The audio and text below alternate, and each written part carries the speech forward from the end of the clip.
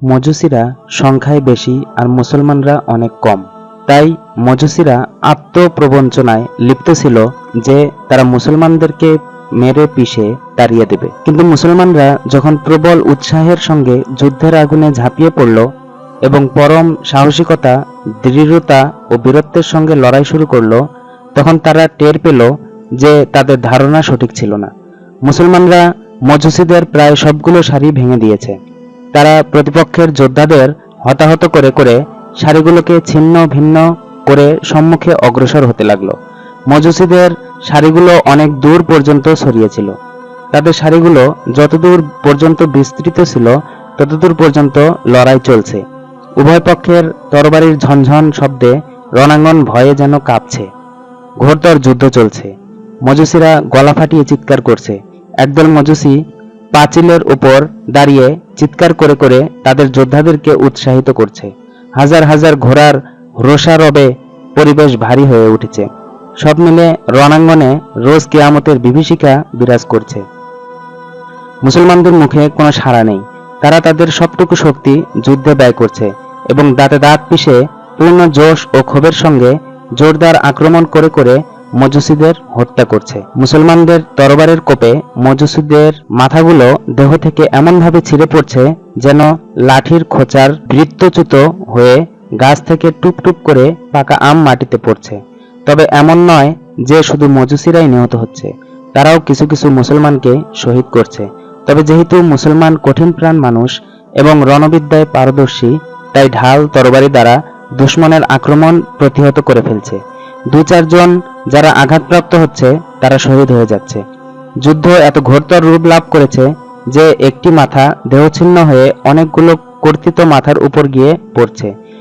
একটি হাত কর্তিত হয়ে সজোরে নিক্ষিপ্ত হয়ে আরেকজনের গায়ে গিয়ে আঘাত হানছে, যে তার আঘাতে লোহার আঘাতের মতো সেও আহত হয়ে যাচ্ছে। মাথা কাটা দেহগুলো গোড়া কাটা গাছের মতো ধপাস ধপাস করে লুটিয়ে পড়ছে এবং সেগুলো থেকে এমনভাবে রক্ত প্রবাহিত হচ্ছে যেন রক্ত ভর্তি মশকের মুখ খুলে দেওয়া হয়েছে। অধিক রক্ত প্রবাহের কারণে রণাঙ্গনের মাটি ভিজে পিচ্ছিল হয়ে গেছে। এখন বেশিরভাগ মানুষ ও ঘোড়া পিছলে যাচ্ছে, আর পিছল খেয়ে যে একবার পড়ে যাচ্ছে তার আর উঠে দাঁড়ানো কপালে জুটছে না। কারো না কারো তরবারি তার ইহলীলা সাঙ্গ করে দিচ্ছে। শুধু এটুকুই নয় যে মাটিতে রক্ত প্রবাহিত হচ্ছে, বরং সর্বত্র মাথার উপর রক্তের বৃষ্টিও চলছে। তরবারিগুলো যখন হত্যা করে উপরের দিকে উত্থিত হচ্ছে, তখন চারদিকে বৃষ্টির মতো রক্তের ফোঁটা ছড়িয়ে দিচ্ছে। এই রক্ত যোদ্ধাদের পোশাক, মুখমণ্ডল ও শরীরের অন্যান্য অঙ্গ প্রত্যঙ্গকে রঞ্জিত করে দিচ্ছে। কাপুরুষ ও নবীন যোদ্ধারা এই ভয়ানক দৃশ্য দেখে ভয়ে থরথর করে কাঁপছে। তবে সাহসী ও অভিজ্ঞদের জোশ, জজবা ও সাহস আরও বেড়ে গেছে। তারা পূর্বাপেক্ষা অধিক ক্ষিপ্রতা ও সাহসিকতার সঙ্গে লড়াই করছে। মজুসিদের সংখ্যা 30,000-এর কম নয়। 30টি ইরানি পতাকা পতপত করে উঠছে। একজন মুসলমানের মোকাবেলায় 3 জন করে মজুসি সৈন্য, তাছাড়া 10,000 সৈন্য পেছনে রিজার্ভ রয়ে গেছে, যারা ইঙ্গিত পেলেই ময়দানে ঝাঁপিয়ে পড়তে প্রস্তুত। প্রয়োজনে যুদ্ধে অংশ নেওয়ার মতো সৈন্য দুর্গে আছে 50,000। কিন্তু তারপরও প্রতিপক্ষের এই সৈন্যাধিক্যে মুসলমানদের কোনোই পরোয়া নেই। তারা অত্যন্ত নির্ভীক মনে লড়াই চালিয়ে যাচ্ছে এবং ক্ষিপ্র গতিতে আক্রমণ চালিয়ে চালিয়ে মজুসিদের হত্যা ও জখম করছে। একাধিক শত্রু সেনাকে হত্যা না করে কোনো মুসলমান শহীদ হচ্ছে না। একজন মুসলমানের বিনিময়ে 10 থেকে 15 জন মজুসি সৈন্য জীবন দান করছে। মজুসিরাও যখন তাদের কোনো সৈন্য মারা যাচ্ছে, তাতে তারা অধিক প্রতিশোধ পরায়ণ হয়ে উঠছে এবং পূর্বাপেক্ষা অধিক উদ্দীপনার সঙ্গে আক্রমণ চালাচ্ছে। কিন্তু মুসলমানদের প্রবল প্রতিরোধ তাদের উত্তেজনার জোয়ারকে স্তিমিত করে দিচ্ছে। মুসলমানদের হাত পা দুটি করে, মজুসিদেরও দুটি করে। মুসলমানদের কাছেও তরবারি, মজুসিদের কাছেও তরবারি। বরং মুসলমানদের তরবারি ছোট ও হালকা, কিন্তু মজুসিদের তরবারি লম্বা ও ভারী। তাদের ঢাল মুসলমানদের ঢাল অপেক্ষা চওড়া ও মজবুত। ইরানিরা শক্তিশালী দেহের অধিকারী, কিন্তু মুসলমানরা ক্ষীণকায় ও দুর্বল। কিন্তু তথাপি মজুসিরা মরছে বেশি, মুসলমান শহীদ হচ্ছে কম। মজুসিদের কমান্ডাররা ভেবে কুল পাচ্ছে না এমনটি কেন হচ্ছে। তারা বিস্ময়ে হতবাক। তার একটিই কারণ, তা হলো মুসলমান মৃত্যুকে ভয় করে না। তারা জানে মৃত্যু একটি অবধারিত বিষয়, শাহাদতের মৃত্যুর চেয়ে সৌভাগ্যের মৃত্যু দ্বিতীয়টি আর নেই। মুসলমান দৃঢ়ভাবে বিশ্বাস করে যে আল্লাহর সন্তুষ্টির লক্ষ্যে শাহাদত বরণ করলে সঙ্গে সঙ্গে জান্নাতে পৌঁছে যাওয়া যায়।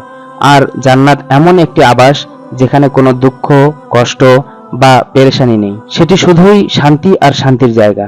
যে ব্যক্তি জান্নাত পেয়ে গেল সে জীবনের সকল সুখ আনন্দ পেয়ে গেল। শহীদ যখন জান্নাতের সুখ আনন্দ পেয়ে যাবে তখন সে বারবার শহীদ হওয়ার আকাঙ্ক্ষা ব্যক্ত করবে। এর বিপরীতে মজুসীদের এমন কোনো বিশ্বাস ছিল না। তারা পরকাল বিশ্বাস করে না। তারা অগ্নি ও তারকার পূজারী। তারা আল্লাহর অবাধ্য। মৃত্যুর পর তাদের কোনো আশা ভরসা নেই। তাই তারা জীবন দিতে ও মৃত্যুকে বরণ করে নিতে ভয় পায়। যা হোক, মুসলমানরা মজুসীদের হতাহত করে চলছিল। যুদ্ধ করতে করতে জহরের সময় হয়ে গেল। সঙ্গে সঙ্গে মুসলিম বাহিনীর কয়েকজন সৈন্য একদিকে সরে গেল। তারা তায়াম্মুম করে আজান দিল। আজান শুনেই মুসলিম বাহিনীর অর্ধেক সৈন্য ময়দান থেকে সরে গিয়ে নামাজের প্রস্তুতি নিল। বাকি অর্ধেক যুদ্ধে রত রইল। মুসলমানদের সেনা সংখ্যা কমে যাওয়ায় মজুসীরা মনে করল এই তো সুযোগ। তারা জোরদার আক্রমণ চালালো, কিন্তু মুসলমানরা জগদ্দল পাথরের মতো অবিচল রইল এবং বীরত্বের সঙ্গে পাল্টা আক্রমণ চালালো। মজুসীরা কয়েক পা পিছনে সরে গেল। এই আক্রমণেও তাদের বহু সৈন্য মারা গেল। যেসব সৈন্য নামাজ পড়তে সরে গিয়েছিল তারা এক রাকাত নামাজ পড়ে তাড়াতাড়ি রণাঙ্গনে ফিরে এলো। আর এতক্ষণ যারা ময়দানে ছিল তারা পেছনে সরে গিয়ে অবশিষ্ট এক রাকাতে শরিক হয়ে গেল। তারাও এক রাকাত আদায় করে অস্ত্র সংবরণ করে ময়দানে ফিরে এসে এমনভাবে আক্রমণ চালালো যেন তারা নতুন প্রাণ নিয়ে এসেছে। তারা জোরদার আক্রমণ চালিয়ে শত্রু সেনাদেরকে খড়কুটা ও শশা ক্ষীরার মতো কাটতে শুরু করলো। লাশের উপর লাশ ফেলে দিল এবং রক্তের নদী বইয়ে গেল। এত রক্তপাত দেখে মজুসীরা ভয় পেয়ে গেল। তারা পিছু হটতে শুরু করলো। তাদের কমান্ডাররা তাদেরকে যুদ্ধ দৃঢ়পথ থাকতে আহ্বান জানালো। আত্মমর্যাদার কথা স্মরণ করিয়ে দিল। ইয়াজদাজাদ এর ভয় দেখালো এবং নিজেরাও যুদ্ধে ঝাঁপিয়ে পড়ল। মজুসীরা আত্মসংবরণ করে ফিরে এলো। তাদের মাঝে উত্তেজনা সৃষ্টি হলো। মুসলমানরা তাদের আক্রমণ প্রতিরোধে সর্বশক্তি ব্যয় করলো, কিন্তু ব্যর্থ হলো। তারা কয়েক পা পিছনে সরে এলো। এমন সময় আল্লাহু আকবার ধ্বনি উত্থিত হলো। মুসলমানদের যে সেনাদলটি আমেরের মুখোমুখি হয়েছিল তারা এসে পৌঁছেছে। এখনো যুদ্ধে অংশগ্রহণ করেনি বলে বাহিনীটি একদম তরতাজা। এসেই তারা এমন জোরদার আক্রমণ চালালো যে মজুসীদের সকল সৈন্য ভয়ে কেঁপে উঠল। আবার মারমার কাটকাট শুরু হয়ে গেল। মজুসীরা পুনরায় পিছপা হতে শুরু করলো। তাদের কমান্ডাররা আবারও হুঙ্কার ছাড়লো এবং তাদের মাঝে উত্তেজনা ফিরিয়ে আনবার চেষ্টা করলো। কিন্তু কুপিতে তেল না থাকলে যেমন সলিতার আগুন আস্তে আস্তে নিভে যায়, তেমনি এবার অগ্নিপূজারী সৈন্যদেরও জোশ জজবা ঠান্ডা হয়ে গেল। এখন তাদের মাঝে মোকাবেলার কোনোই সাহস অবশিষ্ট নেই। তাদের তরবারি অকর্মা হয়ে গেছে এবং তারা ঢালগুলো হাতে নিয়ে নির্জীবের মতো দাঁড়িয়ে রইল। কিন্তু মুসলমানরা তাদেরকে ছাড়বে কেন? তাদের ভেড়া বকরির মতো জবাই করতে শুরু করলো। মজুসীরা সাহস হারিয়ে পালাতে শুরু করলো। তারা দুর্গের দিকে মুখ করে ঊর্ধ্বশ্বাসে ছুটতে লাগলো। কিন্তু যখন দুর্গের নিকটে গিয়ে পৌঁছলো অমনি মুসলমানরা তাদের পথ আটকে দিল। তারা দুর্গে ঢুকতে পারল না। মুসলমানরা সেখানেও লাশের স্তূপ জমিয়ে তুলল। আমের ও সফওয়ান লড়াই করতে করতে এদিকে চলে এসেছিল। তারাই মজুসীদের দুর্গে প্রবেশের পথ আটকে দিয়েছে। যুদ্ধের এক শোচনীয় পর্যায়ে মজুসীরা ধরে নিয়েছিল রণাঙ্গন ত্যাগ করে দুর্গে গিয়ে আশ্রয় গ্রহণ করা ব্যতীত আর কোনো উপায় নেই। তাই তারা দুর্গের দিকে ছুটে গেল। কিন্তু আমেরের যোদ্ধারা তাদেরকে দুর্গের কাছেও ভিড়তে দিল না। তাতে তারা বিচলিত ও হতাশ হয়ে পড়ল।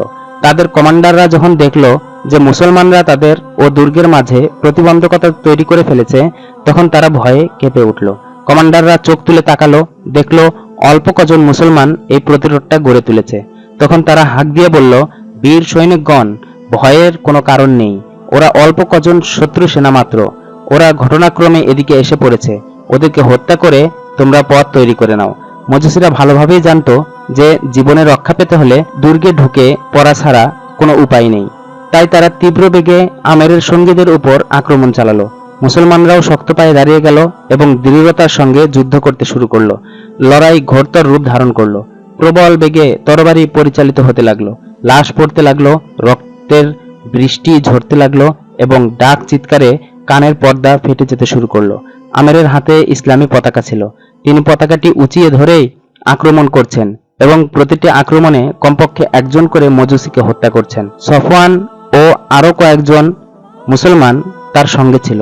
তারা তার নিরাপত্তার ব্যবস্থা করছে এবং যুদ্ধও করছে। আমেরের সঙ্গীরা পরীক্ষায় নিপতিত হয়েছে।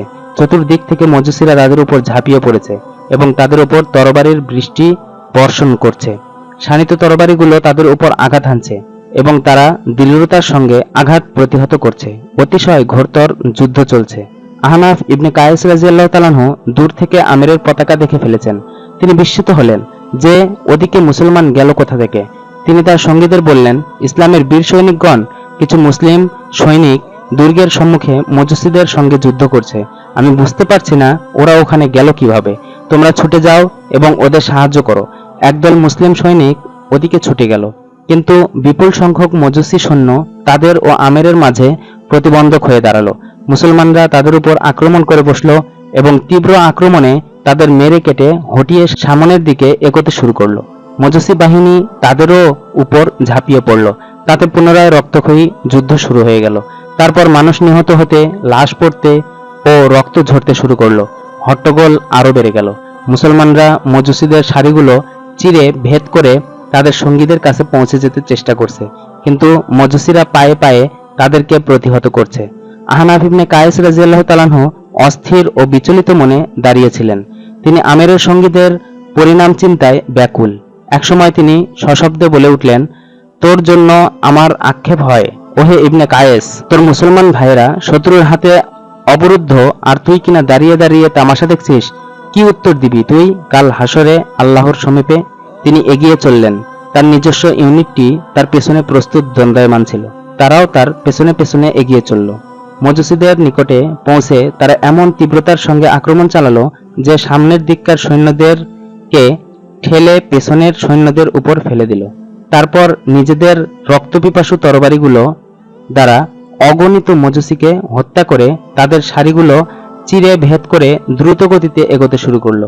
এদের এমন দুঃসাহসী আক্রমণে যেসব মুসলিম সৈন্য পূর্ব থেকে যুদ্ধ জড়িয়েছিল তাদের উদ্দীপনা বেড়ে গেল। তারা পূর্বাপেক্ষা অধিক বীরত্বের সঙ্গে সিংহের মতো শত্রুর উপর ঝাঁপিয়ে পড়ল। তাদের আক্রমণের ধারাই বলছিল যে তারা শত্রু সেনাদের কুপকাত করে আপন ভাইদের সঙ্গে মিলিত হতে উদগ্রীব। আমের অত্যন্ত বীরত্বের সঙ্গে যুদ্ধ করছেন। তার তরবারি যে মজুসিরই উপর আঘাত হানছে তাকেই জমের হাতে তুলে দিচ্ছে। মজুসিরা চাচ্ছে তাকে হত্যা করে তার সঙ্গীদেরকে তাড়িয়ে দেবে এবং দুর্গে ঢুকে জীবন রক্ষা করবে। এক পর্যায়ে কয়েকজন মজুসি আমেরের উপর আক্রমণ চালালো। তাদের একজনকে তিনি হত্যা করে ফেললেন, আর একজনকে সফওয়ান মৃত্যুর কোলে তুলে দিল। কিন্তু দুজন মজুসির তরবারি আমেরের গায়ে আঘাত হানলো। আমের একটি আঘাত নিজের তরবারিতে নিয়ে নিলেন বটে, কিন্তু অপরটি তার কাঁধে গিয়ে বসে গেল। তাতে কাঁধের অনেকখানি জায়গা কেটে গভীর ক্ষত হয়ে গেল। আমের ঝট করে এক মজুসির উপর আক্রমণ চালালেন এবং তাকে মেরে ফেললেন। অপরজনের মাথাটা উড়িয়ে দিল সফওয়ান।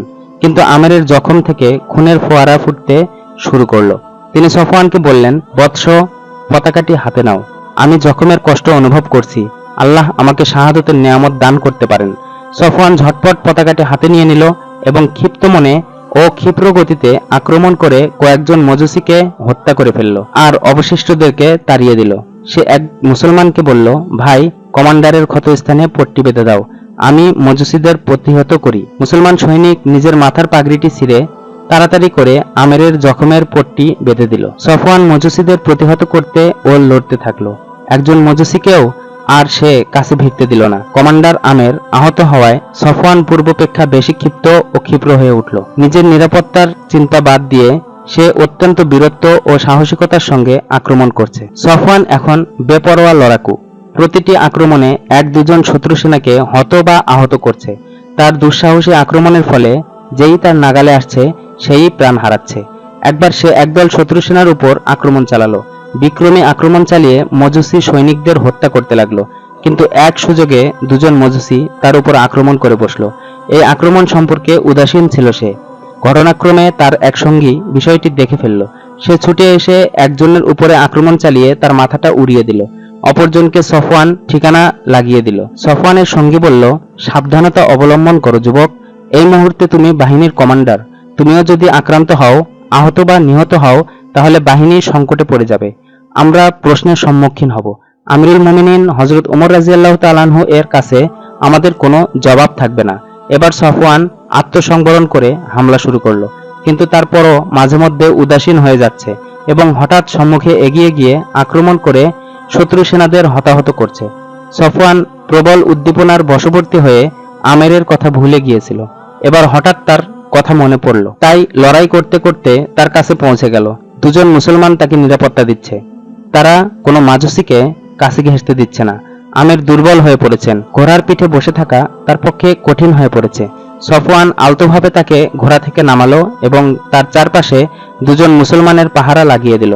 তাদের বলে দিল যেন কাউকে তার কাছে আসতে না দেয়। তারপর সেখান থেকে সরে সে পুনরায় যুদ্ধে লিপ্ত হলো। এখনো ঘোর যুদ্ধ চলছে, হাত পা ও মাথা কর্তিত হচ্ছে, লাশের গায়ে লাশ পতিত হচ্ছে, রক্তের বৃষ্টি বর্ষিত হচ্ছে এবং যোদ্ধাদের পোশাক রক্তে রঞ্জিত হচ্ছে।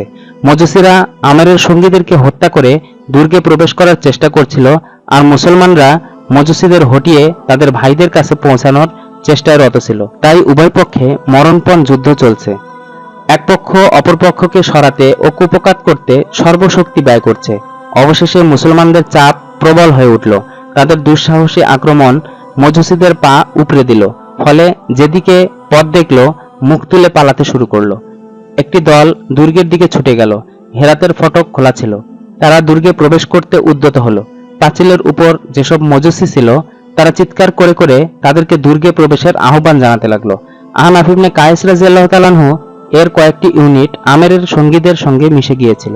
তারা যখন দেখল মজুসিরা দুর্গে ঢুকে যাচ্ছে, তখন তারা ওদের পিছনে ছুটে গিয়ে ওদের হতাহত করতে করতে তারাও দুর্গে ঢুকে গেল। দুর্গে মজুসি বাহিনী ছিল, তারা মুসলমানদের মোকাবেলায় দাঁড়িয়ে গেল। দুর্গের আঙিনায় ঘোরতর লড়াই শুরু হয়ে গেল। তা দেখে দুর্গের বাসিন্দারা সন্ত্রস্ত হয়ে উঠল।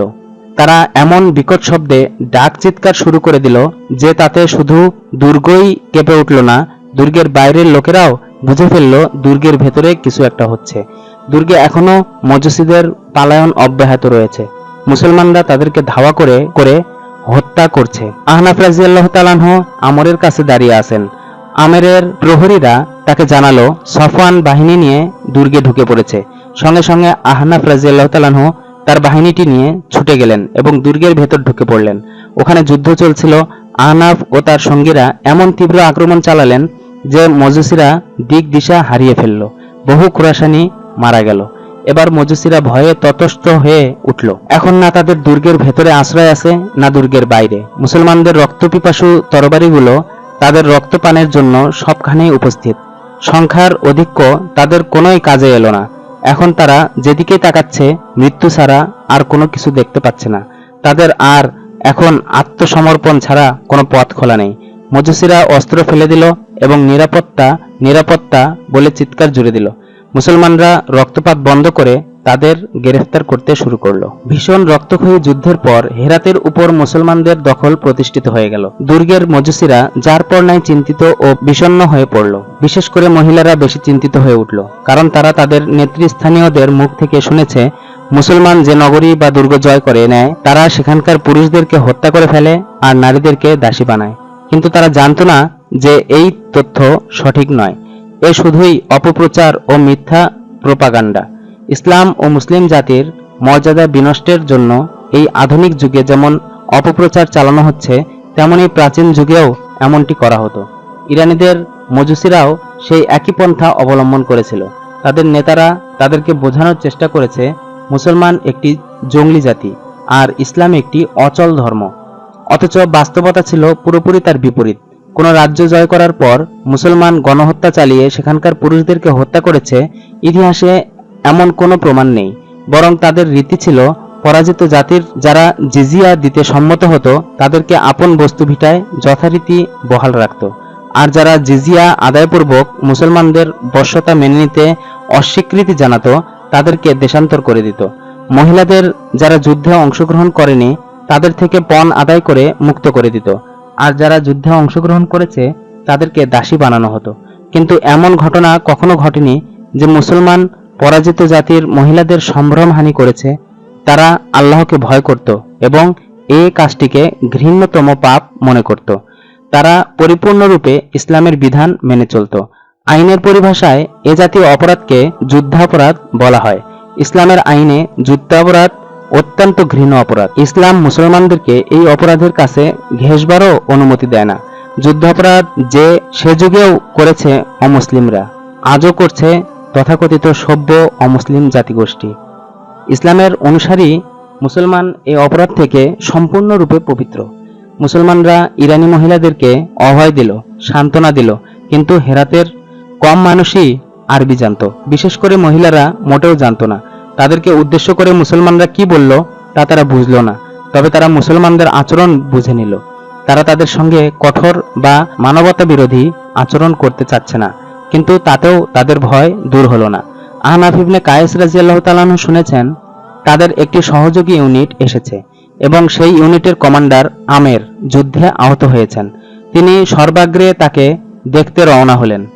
পথে সফওয়ানের সঙ্গে তার দেখা হলো। সফওয়ানকে তিনি চিনতেন। তিনি সফওয়ানকে আগ বাড়িয়ে সালাম দিলেন। সফওয়ান সালামের উত্তর দিল। আহনাফ রাদিয়াল্লাহু তাআলা আনহু বললেন, তুমিও এসেছো সফওয়ান? সফওয়ান বলল, জি, আমি কমান্ডার আমেরের সঙ্গে এসেছি। তিনি যুদ্ধে আহত হয়েছেন। আহনাফ রাদিয়াল্লাহু তাআলা আনহু বললেন, সম্ভবত তিনি তার পতাকাটি তোমাকে দিয়েছিলেন। সফওয়ান বলল, জি। আহত হয়ে যখন তিনি দুর্বলতা অনুভব করলেন তখন তিনি পতাকাটি আমার হাতে অর্পণ করেছিলেন। এক আরব বলল, কমান্ডার, সফওয়ান এই পতাকার ছায়ায় ভীষণ রক্তক্ষয় করেছেন। পতাকাটি হাতে পাওয়ার পর তার জোশ ও সাহস কয়েক গুণে বেড়ে গিয়েছিল।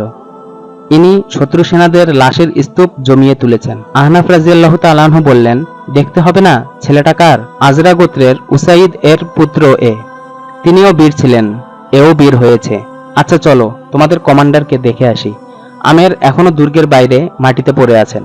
আহনাফ রাদিয়াল্লাহু তাআলা আনহু সফওয়ানের সঙ্গে সেখানে পৌঁছে গেলেন। আমের এর চোখ দুটো বোজা। আহনাফ রাদিয়াল্লাহু তাআলা আনহু পাশে দাঁড়িয়ে সালাম দিলেন। আমের চোখ খুলে তাকালেন। সফওয়ান বলল, সেনাপতি আহনাফ এসেছেন। আমের কোনো ভূমিকা ছাড়াই জিজ্ঞেস করলেন, দুর্গ কি জয় হয়েছে? আহনাফ রাদিয়াল্লাহু তাআলা আনহু উত্তর দিলেন, আল্লাহর ফজলে দুর্গ জয় হয়েছে। আমের বললেন, আলহামদুলিল্লাহ। আহনাফ রাদিয়াল্লাহু তাআলা আনহু কয়েকজন মুসলমানকে উদ্দেশ্য করে বললেন, একে তুলে দুর্গের ভেতরে নিয়ে যাও আর ডাক্তার আবু আব্দুল্লাহকে এক্ষুনি ডেকে চিকিৎসা করাও। কয়েকজন মুসলমান আমেরকে তুলে নিয়ে গেল। একজন ডাক্তার আবু আব্দুল্লাহকে ডাকতে চলে গেল। আহনাফ রাদিয়াল্লাহু তাআলা আনহু সফওয়ানকে জিজ্ঞেস করলেন, আমের কি একা এসেছে, না তার কন্যা আফিরাও সঙ্গে এসেছে? কোথায় মেয়েটি? আমাদের বাহিনীতে বেশ কজন নারী ও শিশু এসেছে। তাদেরকে রণাঙ্গনের এক কিনারায় দাঁড় করিয়ে আমরা যুদ্ধে অবতীর্ণ হয়েছিলাম। সম্ভবত এখনো তারা ওখানেই আছে। আহনাফ রাদিয়াল্লাহু তাআলা আনহু এক অশ্বারোহীকে আদেশ করলেন, তুমি রণাঙ্গনের কিনারায় ছুটে যাও, ওখানে কয়েকটি মাহমাল পাবে। সেগুলোর মধ্যে থেকে আফিরার মাহমালটি দুর্গে নিয়ে এসো আর অন্যগুলোকে নারী ক্যাম্পে পাঠিয়ে দাও। অশ্বারোহী ছুটে গেল। যেসব মুসলমান আমেরকে তুলে নিয়ে যাচ্ছিল, আহনাফ রাদিয়াল্লাহু তাআলা আনহু ও সফওয়ান তাদের সঙ্গে হাঁটতে শুরু করলেন। হাঁটতে হাঁটতে তিনি এক অফিসারকে বললেন, কিছু লোককে শহীদ ও মুসলমান জখমীদের একত্রিত করতে বলে দাও। অনতিবিলম্বে জখমীদের ব্যান্ডেজ চিকিৎসা হওয়া দরকার। জানাজা আদায় করে শহীদদের দাফন করে ফেলো। আর কতজন লোক শহীদ হয়েছে, কজন আহত হয়েছে রিপোর্ট দাও। আহনাফ রাদিয়াল্লাহু তাআলা আনহু আমেরকে নিয়ে হেরাতের গভর্নর হাউসে চলে গেলেন। গভর্নর পালিয়ে গেছে। হেরাতের আলিশান এক মহল, সুখ শান্তি ও বিলাসিতার সকল উপকরণ বিদ্যমান। আমেরকে মনোরম এক কক্ষে আরামদায়ক একটি সোফায় শুইয়ে দেওয়া হলো। অল্পক্ষণের মধ্যে ডাক্তার আবু আব্দুল্লাহ ব্যান্ডেজ চিকিৎসার সরঞ্জামাদি নিয়ে এসে হাজির হলেন। পাগড়ির যে টুকরোটি দ্বারা আমেরের ক্ষতস্থান বাঁধা হয়েছিল, ডাক্তার সেটিকে খুলে ফেললেন। তাতে আমেরের খুব কষ্ট হলো, কারণ ন্যাকড়াটা জখমের সঙ্গে এঁটে গিয়েছিল। সেটি খুলতে ডাক্তারের বেশ কষ্ট হয়েছে। কষ্ট সইতে না পেরে আমের সংজ্ঞা হারিয়ে ফেললেন। ডাক্তার অত্যন্ত সতর্কতার সঙ্গে জখম পরিষ্কার করলেন। বেশ গভীর জখম। ঔষধাদি যা প্রয়োগ করা দরকার দিয়ে ডাক্তার জখমে পট্টি বেঁধে দিলেন। আহনাফ, সফওয়ান ও আরো কয়েকজন মুসলমান এ সময়ে উপস্থিত ছিলেন। ব্যান্ডেজ চিকিৎসা থেকে অবসর হয়ে ডাক্তার আবু আব্দুল্লাহ বললেন, ক্ষত খুব গভীর, তবে আশঙ্কাজনক নয়। শুশ্রূষা করতে হবে খুব সতর্কতার সঙ্গে। রাতে এক মুহূর্তের জন্যও যেন নড়াচড়া করতে না পারেন। বেশি ভালো হবে যদি কোনো মহিলাকে রোগীর সেবায় নিয়োজিত করা যায়। আহনাফ রাদিয়াল্লাহু তাআলা আনহু বললেন, এর এক মেয়ে এখানে আছে, তাকে নিয়োজিত করলে কেমন হয়? ডাক্তার বললেন, ক্ষতি নেই, কিন্তু রোগীর অবস্থা দেখে আবার ভয় পাবে না তো? সফওয়ান বলল, না, মেয়েটি খুবই সাহসী ও স্বতন্ত্র মেজাজের অধিকারী। আমি মনে করি ও ঘাবড়াবে না। আহনাফ রাদিয়াল্লাহু তাআলা আনহু জিজ্ঞেস করলেন, তুমি আর আমের কখন একত্র হয়েছ? জারজাশা ও মদিনার মধ্যবর্তী এক স্থানে আমাদের সাক্ষাৎ হয়েছিল, সেখান থেকে আমি তার সঙ্গে আছি। আহনাফ রাদিয়াল্লাহু তাআলা আনহু বললেন, তাহলে এটাই ভালো হবে। মোটামুটি আরাম না হওয়া পর্যন্ত তুমি এর কাছে থাকো এবং যত্নের সঙ্গে সেবা করো। সফওয়ান বলল, আপনার আদেশ পালন করতে আমার কোনোই আপত্তি নেই। আহনাফ রাদিয়াল্লাহু তাআলা আনহু বললেন, এই প্রাসাদ আর এর সকল সাজ সরঞ্জাম আমি তোমার হাতে তুলে দিলাম, তবে সোনারূপার বর্তন, অলংকার আদি ও মালামাল মালে গনিমতের অফিসার এসে জব্দ করে নেবে। সেনাপতি আহনাফ ইবনে কায়েস রাদিয়াল্লাহু তাআলা আনহু ওখান থেকে বিদায় নিলেন। মুসলমানরা মজুসী সৈন্যদেরকে এখনো গ্রেফতার করছে। দুর্গের কয়েকজন মান্যবর ব্যক্তি আহনাফ রাদিয়াল্লাহু তাআলা আনহু এর খেদমতে হাজির হয়ে আবেদন জানালেন, যেসব সাধারণ নাগরিক যুদ্ধে অংশগ্রহণ করেনি তাদের থেকে জিজিয়া গ্রহণ করা হোক। আহনাফ ইবনে কায়েস রাদিয়াল্লাহু তাআলা আনহু তাদের আবেদন মঞ্জুর করে বললেন, আমি তোমাদের সঙ্গে আমার লোক দিচ্ছি, তোমরা বিশ্বস্ততার সঙ্গে শান্তিপ্রিয় নাগরিকদের তালিকা প্রস্তুত করে দাও। কোনো যোদ্ধা পুরুষ যেন তালিকায় না ঢোকে, অন্যথায় তার দায় তোমাদেরকে বহন করতে হবে এবং তার জন্য তোমাদেরকে শাস্তি ভোগ করতে হবে। তারা আদেশ অনুযায়ী কাজ করবে বলে প্রতিশ্রুতি দিল। আহনাফ রাদিয়াল্লাহু তাআলা আনহু তাদের সঙ্গে 50 জন লোক দিলেন, তাদেরকে নির্দেশনা প্রদান করলেন যেন তারা সতর্কতার সঙ্গে তালিকা প্রস্তুত করে। যুদ্ধের সঙ্গে সম্পর্কহীন কোনো ধর্মনেতা, পঙ্গু, প্রতিবন্ধী ও নিঃস্ব নিরীহ মানুষ এবং তাদের স্ত্রী সন্তান পরিজন যারা তাদের উপর নির্ভরশীল, এদের নাম যেন তালিকায় অন্তর্ভুক্ত না হয়। তারা চলে গেল। কিছু লোককে মালে গনিমতের অফিসারের সঙ্গে প্রেরণ করলেন যেন তারা সৈনিক, অফিসার ও প্রশাসনিক কর্মকর্তাদের ভবনসমূহ থেকে উদ্ধার হওয়া বস্তু সামগ্রী জব্দ করে সেসবের তালিকা প্রস্তুত করে নেয় এবং তাদের পরিজনের লোকদেরকে গ্রেফতার করে আনে। ইতিমধ্যে 2 জন অফিসার এলেন যাদের উপর শহীদদের দাফন ও জখমীদের ব্যান্ডেজ চিকিৎসার দায়িত্ব ন্যস্ত করা হয়েছে। তারা তথ্য জানালেন, এই যুদ্ধে 167 জন মুসলমান শহীদ হয়েছেন আর আহত হয়েছেন 300-র কিছু বেশি। আহতদেরকে চিকিৎসা বিষয়ক কর্মকর্তার হাতে তুলে দেওয়া হয়েছে। কয়েক ব্যক্তি নিহত মজুসীদেরও পরিসংখ্যা নিয়েছে। 6000-এরও বেশি মজুসী মারা গেছে। দুর্গের ভেতরে যেসব ইরানি মারা গেছে তাদের হিসাব আলাদা। তথ্য শুনে আহনাফ ইবনে কায়েস রাদিয়াল্লাহু তাআলা আনহু বললেন, আলহামদুলিল্লাহ। তিনি সফওয়ানকে দুর্গের নিরাপত্তার দায়িত্বে নিযুক্ত করলেন আর নিজ অবশিষ্ট সৈন্যদের নিয়ে ছাউনিতে ফিরে গেলেন। সফওয়ান আমেরের কাছে বসে তাকে নিরীক্ষা করে দেখছে। তার চেহারাটা হলুদ হয়ে গেছে। কিছুক্ষণ পর এক ব্যক্তি এসে আফিরার আগমনের সংবাদ জানালো। সফওয়ান ভাবল, মেয়েটি এখানে এসে পৌঁছানোর আগেই পরিস্থিতি সম্পর্কে ধারণা দেওয়া দরকার, যাতে এসে হঠাৎ পিতাকে এই অবস্থায় দেখে বিমর্ষ না হয়ে পড়ে। সফওয়ান উঠে পথেই আফিরার সঙ্গে সাক্ষাতের জন্য